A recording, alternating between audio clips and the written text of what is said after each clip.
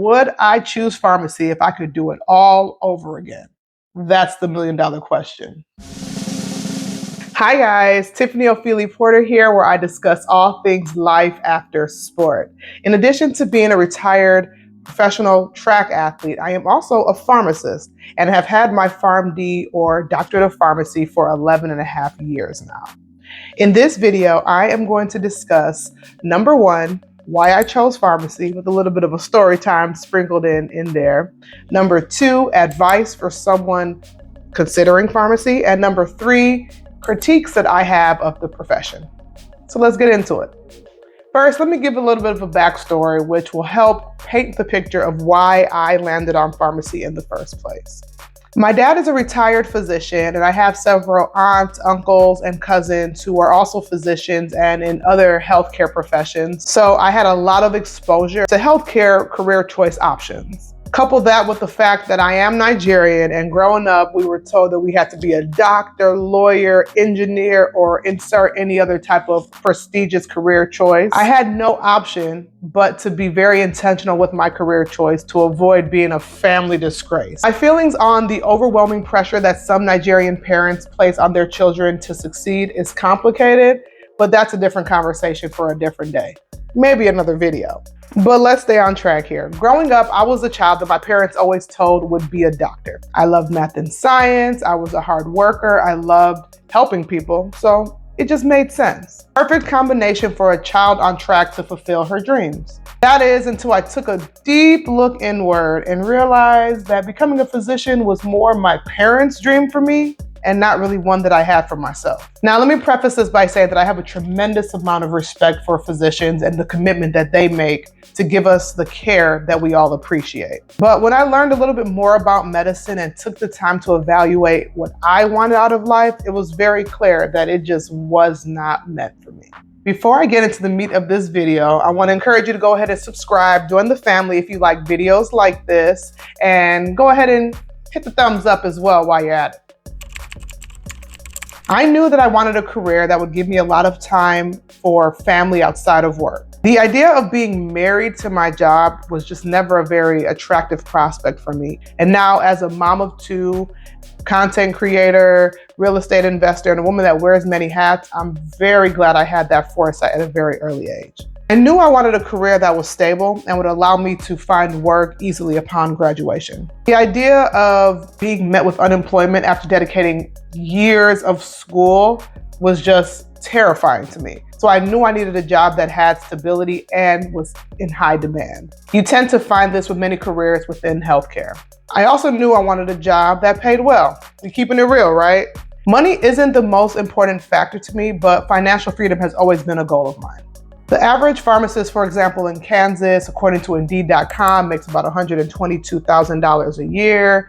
And Salary.com, I think, quoted it at about $145,000 per year. Now, obviously, this can vary based off of your experience level or your practice setting, but for the most part, it's a decent living, right? I knew I wanted a job that would allow me to help people and make the quality of their life better in any way. I knew from a very early age that I was called to serve people. Pharmacy provides this, and in the retail setting of pharmacy, which is where I work, you have that direct patient care interaction, and we're easily accessible healthcare providers. So that is a very important aspect of the profession for me. I also knew I wanted a career that was flexible. Now, this aspect of pharmacy has been the most impactful aspect of my whole life. These are things to consider if you're thinking about becoming a pharmacist as well.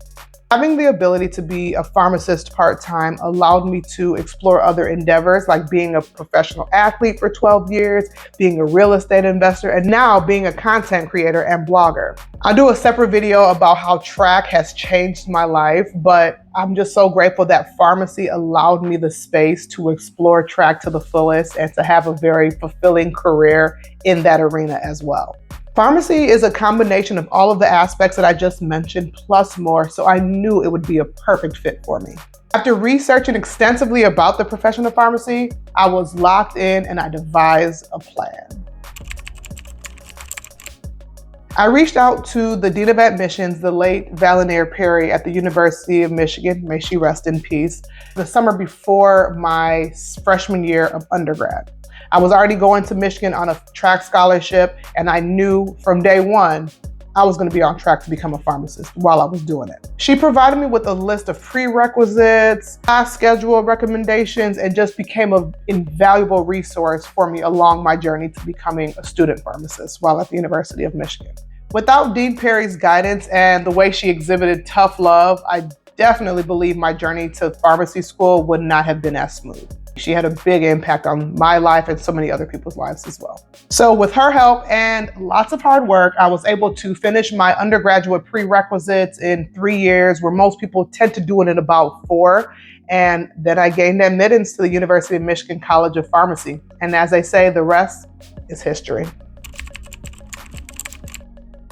So here is some advice for someone considering going into pharmacy. I suggest that you do your research, you try shadowing different practice settings, and when the time does come and you are in pharmacy school, really pay attention to your rotations to figure out which practice setting you would love. While many people immediately think of the retail setting, think Walgreens, CVS, Walmart, if you're living in America, as the typical setting that pharmacists usually practice in, there are several different types of pharmacists. You can work in the clinical or hospital setting where you're rounding with doctors or nurses, or you can work in industry pharmacy where you work with marketing and or drug and research development of different medications, just to name a few. I personally knew that I wanted to go into the retail setting from day one because this practice setting type really caters to my personality. I'm very outgoing, I like people, and that direct patient interaction was always a very attractive aspect of the retail setting for me personally.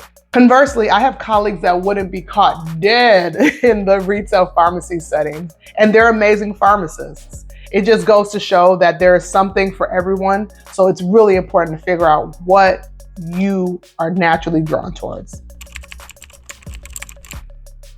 Now, let's talk about the areas of the profession that need some improvement. We keep it real over here, so let's get into it. As with everything in life, nothing is perfect, and the pharmacy profession is no different.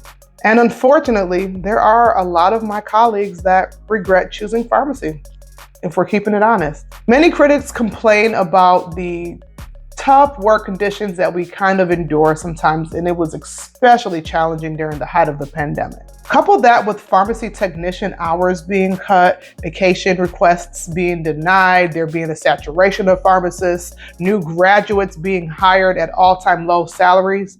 I definitely understand and appreciate these critiques of the profession. When I graduated in 2012, they used to offer sign-on bonuses to join a company. And now some new grads have to be willing to either relocate and or sometimes even commute hours just to find an open position.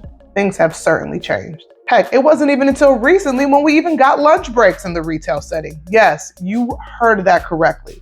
Some of my colleagues would work 13-hour shifts without even official designated lunch breaks. Thankfully, that's not really the case anymore, but it is something that we had to deal with for a very long time. So knowing all of that, would I choose pharmacy if I could do it all over again? That's the million-dollar question.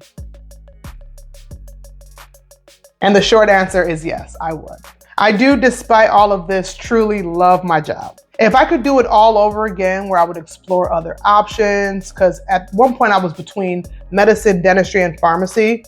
In hindsight, looking back now, I do still think I would land on pharmacy, even all these years later. I am grateful that my good days far outweigh my bad days, and many of my patients do comment that my passion for my job shows through in the level of care that I provide, and those honestly are the greatest compliments. When you get those surveys in where you're being appreciated for your efforts, they definitely do put a smile on your face. I could go on and on about being a pharmacist, but I'm gonna go ahead and stop it right here because I don't want this video to get ridiculously long. I may do a part 2 to this video where I highlight things to consider when choosing a profession in general. So let me know in the comments if that's a video that you would be interested in tuning into. If I get enough comments, I'll make it happen. So that's it with the video. Tiffany Ofili Porter here, where I discuss all things life after sport. Go ahead and like, comment, and subscribe, join the family, and I will holler at you guys later. Peace.